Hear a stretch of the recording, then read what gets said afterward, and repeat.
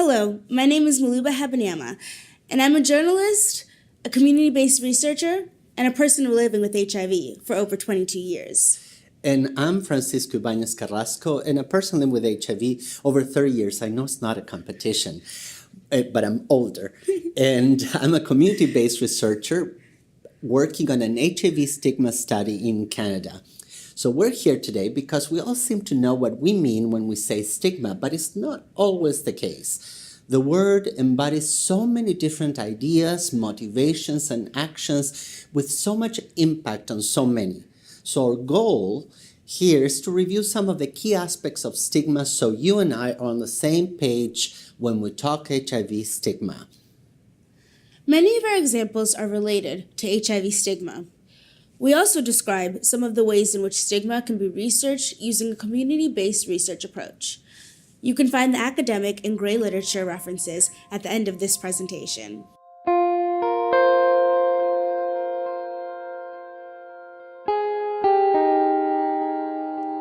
To put it simply, prejudice plus discrimination equals stigma. That is to say, our negative attitudes, also called our prejudices, and our negative actions, the way we discriminate, can make a person or a group of persons feel unwanted or ashamed, or even stop them from doing something. They are stigmatized. And stigma has a real-world impact. It creates barriers for individuals and groups and systemic barriers to healthcare, education, socialization, employment, volunteering, and even for relationships. It hurts all those who discriminate.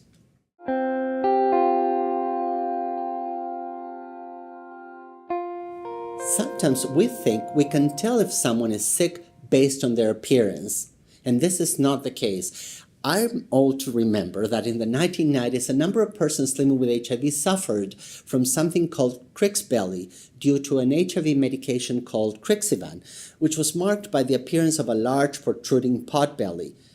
But really, we cannot tell someone has HIV based on their appearance. Stigma can also be enacted based on blemishes of an individual's character that we perceive as weakness. We might think someone is weak because, say, they acquired HIV through needle use in spite of so many harm reduction messages. So we often extend our prejudice from one individual to an entire group. There is stigma associated with race, with religion, or with belonging to a group. Maybe you've heard that people living with HIV are okay, that they're uninfectious because we take our medications and we cannot transmit the HIV virus. However, you would advise a friend maybe not to get involved emotionally with an HIV-positive person because, well, they carry so much emotional baggage, they can get sick, and you would end up taking care of them. Our prejudice implies that all persons living with HIV are difficult or are a burden or emotionally unstable.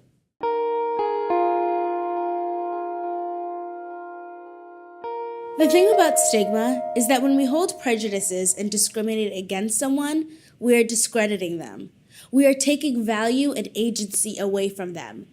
Or in other cases, we think it is just a matter of time before someone or a group of people fall prey to their own weaknesses or risks. Feeling this lack of value can be sometimes so strong that the HIV-positive person disavows themselves. We see persons diagnosed HIV positive that seem resigned to a negative fate. Some people say they are relieved, and even say something like, "I expected this to happen anyway." And some might think that the person looked for it, in the same way that violence against women is condoned because they dress in ways that are considered provocative. Over the years, we have wrongly talked about AIDS innocent victims, such as those born HIV positive from HIV positive parents, and guilty victims, such as those who acquired HIV through injection drug use. You know what is absurd? Is we don't hear this about people who take other types of risks in contact sports, for example, such as boxing or hockey, and they might even be considered heroic. We stigmatize by placing different moral values on different kinds of risks. Overall stigma is something carried by those who are discredited, sometimes for a long time, and sometimes discredited for a lifetime. So imagine the impact of discrediting and devaluing someone's experience and ideas over time.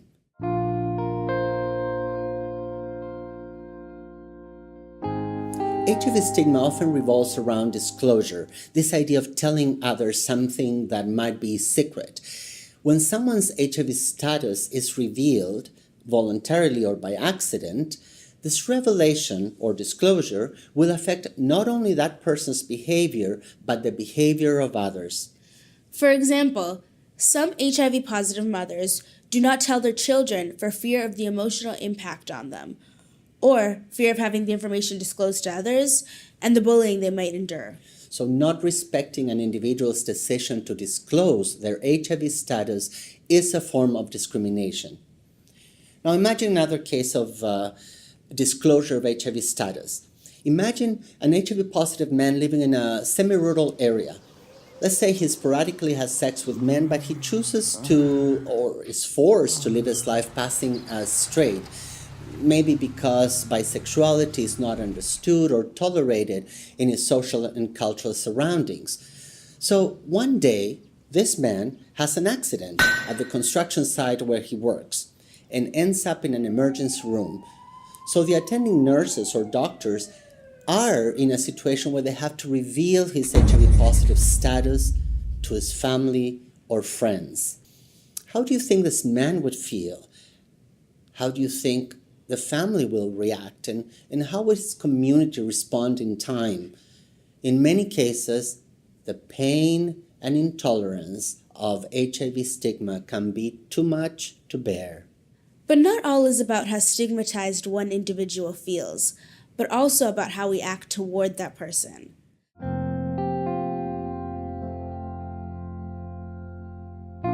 Stigma can be expressed through small actions such as verbal abuse or microaggressions, little jabs we say to someone about how they should take care of their health because they're HIV positive. Stigma can be enacted, but can also be silent when we avoid a person because we know they're HIV positive.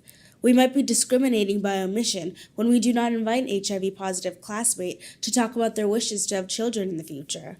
Stigma often affects others by association and is experienced by caregivers and relatives and friends, and even by the social and healthcare providers of those who are stigmatized.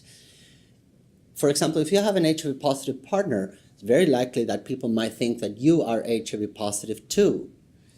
Even people who work in social services or frontline AIDS service organizations feel the sting of HIV stigma at work and in their private lives. HIV stigma affects us all. Unfortunately, we not only have prejudices and discriminate, but we also tend to stereotype. That is to say, we tend to create an oversimplified image or idea of a particular type of person. In reality, there's a great and rich diversity of people living with HIV. People living with HIV are resilient and live full lives. HIV stigma can prevent us from fully appreciating this. We only see an illness.